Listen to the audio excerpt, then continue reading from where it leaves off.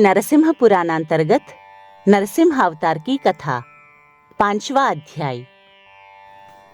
श्री मार्कंडेय जी बोले, तदनंतर प्रहलाद को कुशल पूर्वक समुद्र से लौटा देखकर जिन्होंने उन्हें महासागर में डाला था, वे दैत्य बड़े विस्मित हुए और उन्होंने तुरंत यह समाचार दैत्यराज हिरण्यकशिपु को दिया।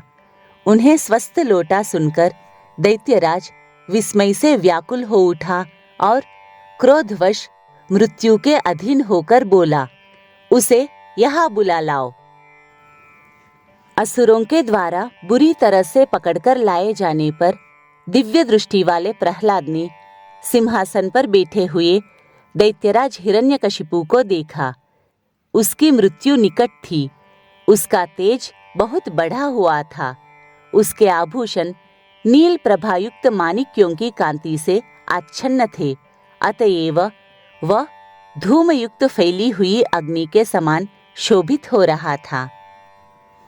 वह ऊंचे सिंहासन मंच पर विराजमान था और उसे मेघ के समान काले दाढ़ों के कारण विकराल, अत्यंत भयानक, कुमार्गदर्शी एवं यमदूतों के समान क्रूर दैत्य घेरे हुए थे। प्रहलाद जी ने दूर से ही हाथ जोड़कर पिता को प्रणाम किया और खड़े हो गए। तब मृत्यु के निकट पहुंचने वाले की भांति अकारण ही क्रोध करने वाले उस दुष्ट ने भगवत भक्त पुत्र को उच्च स्वर से डांटते हुए कहा, अरे मूर्ख, तू मेरा यह अंतिम और अटल वचन सुन। इसके बाद मैं तुझसे कुछ नहीं कहूंगा। इसे सुनकर तेरी जैसी इच्छा हो वही करना। ऐसा कहकर उसने शीघ्र ही चंद्रहास नामक अपनी अद्भुत तलवार खींच ली। उस समय सब लोग उसकी ओर आश्चर्यपूर्वक देखने लगे। उसने तलवार चलाते हुए पुनः प्रहलाद से कहा, अरे मूढ़, तेरा विष्णु कहाँ है? आज वह तेरी रक्षा करे। तूने कहा था कि वह सर्वत्र है, फिर इस खंभे में क्यों नहीं दिखाई देता? यदि तेरे विष्णु को इस खंभे के भीतर देख लूंगा तब तो तुझे नहीं मारूंगा। यदि ऐसा न हुआ तो इस तलवार से तेरे 2 टुकड़े कर दिए जाएंगे। प्रहलाद ने भी ऐसी बात देखकर उन परमेश्वर का ध्यान किया और पहले कहे हुए उनके वचनों को याद करके हाथ जोड़कर उन्हें प्रणाम किया। इतने में ही दैत्य नंदन प्रहलाद ने देखा कि वह दर्पण के समान स्वच्छ खंभा जो अभी तक खड़ा था, दैत्यराज की तलवार के आघात से फट पड़ा तथा उसके भीतर अनेक योजन विस्तार वाला अत्यंत रौद्र एवं महाकाय नरसिंह रूप दिखाई दिया, जो दानवों को भयभीत करने वाला था। उसके बड़े बड़े नेत्र, विशाल मुख, बड़ी बड़ी दाढ़ें और लंबी लंबी भुजाएं थी। उसके नख बहुत बड़े और पैर विशाल थे। उसका मुख कालाग्नि के समान देदीप्यमान था। जबड़े कान तक फैले हुए थे और वह बहुत भयानक दिखाई देता था। इस प्रकार नरसिंह रूप धारण कर त्रिविक्रम भगवान विष्णु खंभे के भीतर से निकल पड़े और बड़े जोर जोर से दहाड़ने लगे। हे राजन, यह गर्जना सुनकर दैत्यों ने भगवान नरसिंह को घेर लिया।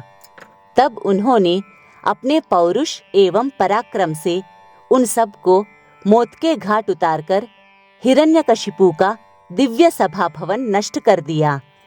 उस समय जिन महाभटों ने निकट आकर नृसिंह जी को रोका, उन सब को उन्होंने क्षण भर में मार डाला। तत्पश्चात प्रतापी नरसिंह भगवान पर असुर सैनिक अस्त्र शस्त्रों की वर्षा करने लगे। भगवान नृसिंह ने क्षण भर में ही अपने तेज से समस्त दैत्य सेना का संहार कर दिया और दिशाओं को अपनी गर्जना से गुंजाते हुए वे भयंकर सिंहनाद करने लगे। उपर्युक्त दैत्यों को मरा जान महासुर हिरण्यकशिपु ने पुनः हाथ में शस्त्र लिए हुए 88,000 असुर सैनिकों को नृसिंहदेव से लड़ने की आज्ञा दी। उन असुरों ने भी आकर भगवान को सब ओर से घेर लिया। तब युद्ध में लड़ते हुए भगवान उन सभी का वध करके पुनः सिंहनाद करने लगे। उन्होंने हिरण्यकशिपु के दूसरे सुंदर सभा भवन को भी पुनः नष्ट कर दिया। हे राजन, अपने भेजे हुए इन असुरों को भी मारा गया जानकर क्रोध से लाल लाल आंखें करके महाबली हिरण्यकशिपु स्वयं बाहर निकला और बलाभिमानी दानवों से बोला, अरे इसे पकड़ो पकड़ो, मार डालो मार डालो। इस प्रकार कहते हुए हिरण्यकशिपु के सामने ही युद्ध करने वाले उन सभी महान असुरों का रण में संहार करके भगवान नृसिंह गर्जने लगे। तब मरने से बचे हुए दैत्य 10 दिशाओं में वेग पूर्वक भाग चले। जब तक सूर्यदेव अस्ताचल को नहीं चले गए तब तक भगवान नृसिंह अपने साथ युद्ध करने वाले हजारों करोड़ दैत्यों का संहार करते रहे। किंतु जब सूर्य डूबने लगे तब महाबली भगवान नृसिंह ने अस्त्र शस्त्रों की वर्षा करने में कुशल हिरण्यकशिपु को बड़े वेग से बलपूर्वक पकड़ लिया।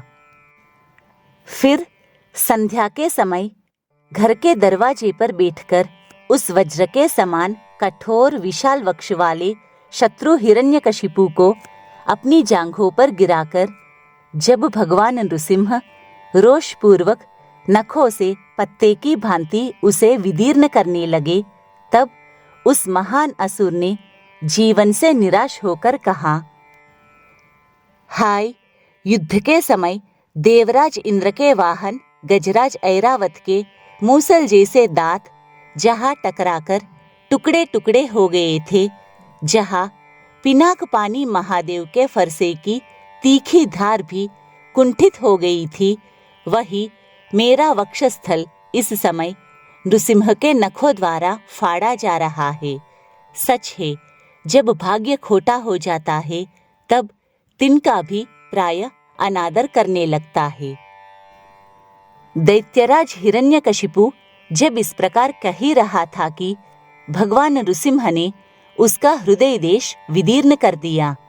ठीक उसी तरह जैसे हाथी कमल के पत्ते को अनायास ही छिन्न भिन्न कर देता है, उसके शरीर के दोनों टुकड़े महात्मा नृसिंह के नखों के छेद में घुसकर छिप गए।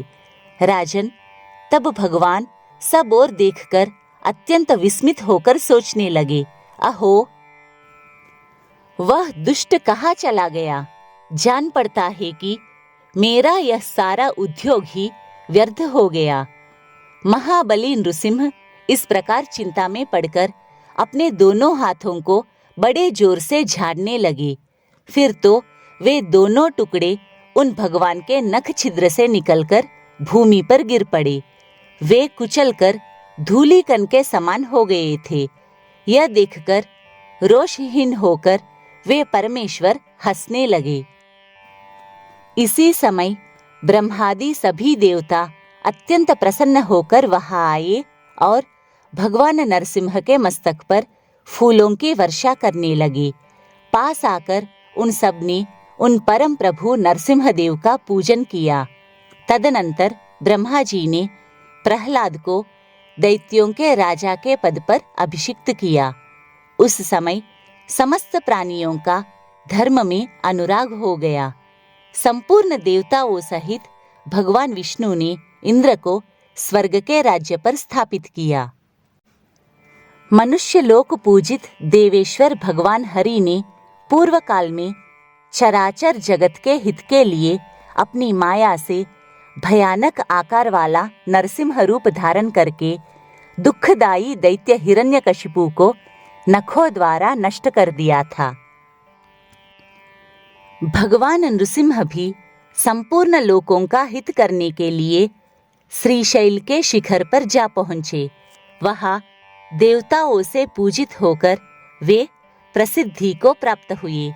वे भक्तों का हित और अभक्तों का नाश करने के लिए वही रहने लगे। हे राजन, जो मनुष्य भगवान नरसिंह के इस महात्म्य को पढ़ता अथवा सुनता है वह सब पापों से मुक्त हो जाता है। नर हो या नारी, जो भी इस उत्तम आख्यान को सुनता है वह दुष्टों का संग करने के दोष से, दुख से, शोक से एवं वैधव्य के कष्ट से छुटकारा पा जाता है।